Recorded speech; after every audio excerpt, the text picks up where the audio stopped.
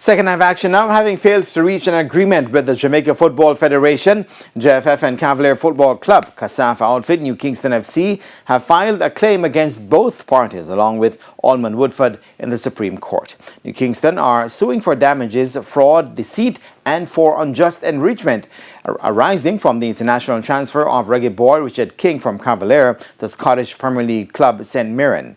According to the attorney for New Kingston, Jerome Spencer, the claim was filed on Tuesday, July 28.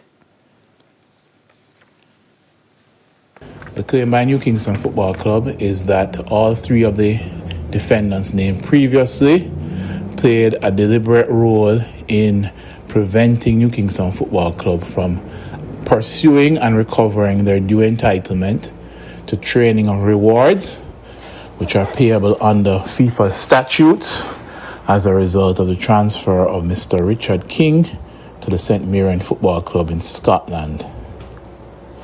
The court documents were served on the JFF, on Allman Woodford, and as well Cavalier Soccer Club earlier today.